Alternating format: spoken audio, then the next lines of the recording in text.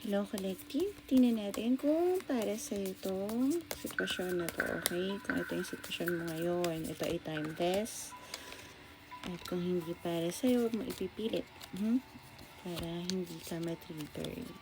Pwede mo rin switch or flip ha. Minsan ganun eh. Overall energy mo is you have a desire. Pero hindi ka makapunta sa taong to dahil may divine feminine na nakaharang sa'yo. Maaaring ito ay mother energy or sabihin natin third party sa buhay mo, okay? Or you're in a commitment, ganun, ha? So, sabi ko nga, kung nanonood kayo ng live ko, hindi porket na hindi ito yung kasama mo at hindi ito yung katuluyan mo ang third party is yung tao na nakilala mo. Kung yun naman talaga yung taong mahal mo, o baka matriggered ka, okay?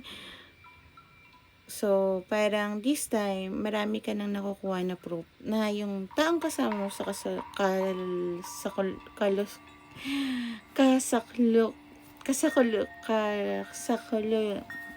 now, okay? Sorry naman. Tingin ko, alam mo na hindi siya yung para sa'yo. Dahil nga, hindi ka naman siguro magkakaroon ng desire sa isang tao kung hindi ito pagmamahal. Parang tingin mo lang din dati, no? Parang, last lang to. Pero, hindi mo alam paano umabot sa love. Pero, dahil desire to, nararamdaman ko rin sa energy mo na hindi pa kayo nag-something, you know what I mean? Okay? Pero, hindi ka makapunta sa taong mahal mo. Okay? So, tingnan natin. Bakit hindi ka makapunta sa taong mahal mo? Dahil nga, nakaharang siya. Okay. Ano yung tawag dito? Ano yung maaaring mangyari sa connection na to, Tarot Angels? Please tell me. So, love reading to, no? Please, Tarot Angels. Tell me anong maaaring mangyari sa connection na to. Thank you so much, Tarot Angels, and give me last 2 cards sa maaaring mangyari sa connection na to ng aking collective. Okay? Sa mga taong nasa paligid niya. Number 4, number 3, 12, 10, or 1 might be resonant. Okay?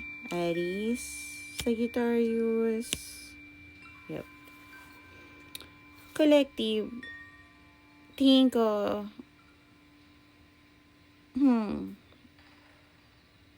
pinoprotektahan mo yung taong mahal mo, no? Sa gulo.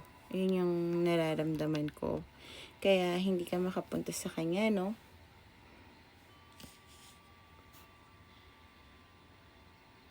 Magkakaroon ka ng stability at control sa sitwasyon na to.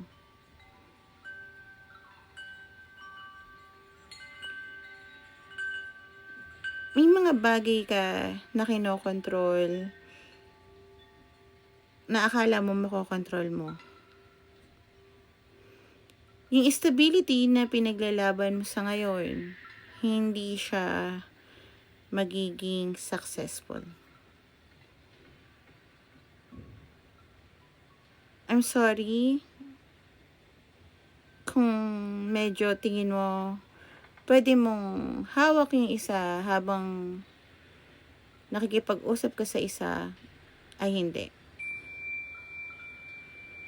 Dahil napaka-ungrounded mo. At paiikot-ikot ka. Pero tingin ko yun din yung papakawalan mo. Alam mo na to. So, huwag ka matriggered. Alam mo na to. Kung ano yung mga inilaban mo before. Yung parang ayaw mo may masaktan. Bibitawan mo lahat. So, parang noon, parang gusto mo sana, pero hindi mo magawang lokohin o anuhin tong taong tong yung mahal mo eh.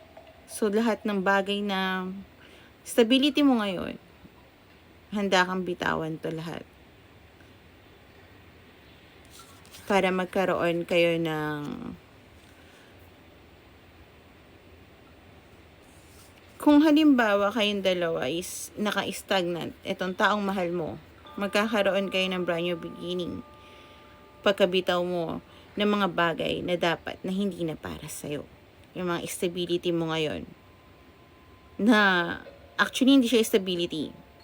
Oo, ito yung bagay na nagpapatayo sa'yo, nakakapag-stand ng groundwork. Hindi ka, kumbaga, sige, kahit anong dasog sa'yo, hindi ka nga nagagalaw, pero, kasi mabigat. Okay, mabigat sa likod mo. Mabigat yung pinagdadaanan mo. Pero pag bitaw mo ng mga yan, magkakaroon kayo ng bagong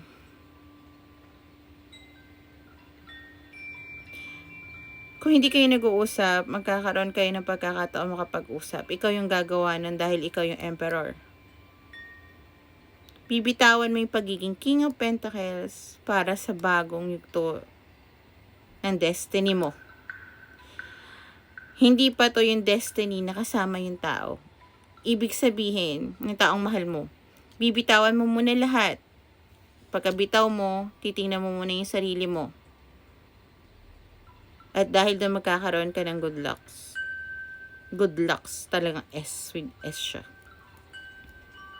At lahat ng para sa'yo na napigilan dahil sa karmic mo, ipagkakaloob sa'yo.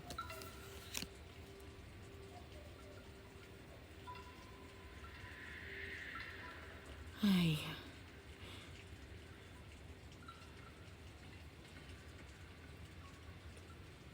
So, may mga bagay ka talagang ililet go. Sa sakripisyo at hihintayin mo. Kung magkakaroon kayo ng isa pang ikot or isa pang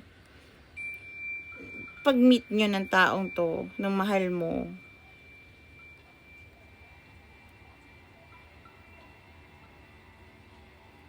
hihintayin mo siya hanggang maging ready siya.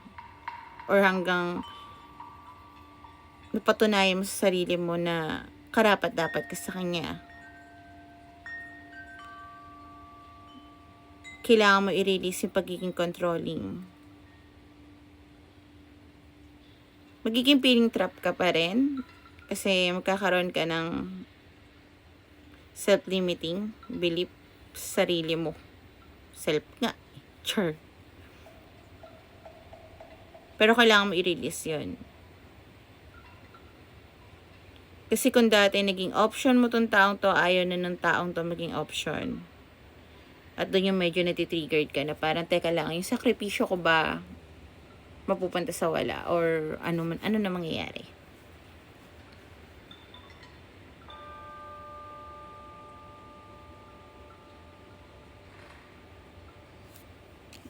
Yun. Tingnan natin ang payo ng guides mo sa'yo. Actually, hindi ko rin alam, no? Gusto mong pa-reading ka. And, okay. So, sabi ng guides mo, marami ka pang madidiscover ng mga bagay sa mundo. Andun sila, sumusuporta sa'yo. Ingat ka, baka mawalan ka ng pera. Or, baka may kumukuha ng destiny mo na para sa'yo. Or, inilalayo ka sa destiny mo. Okay? Be mindful sa mga panaginip mo. Binibigyan ka nila ng clue doon. Virgo might be resonate.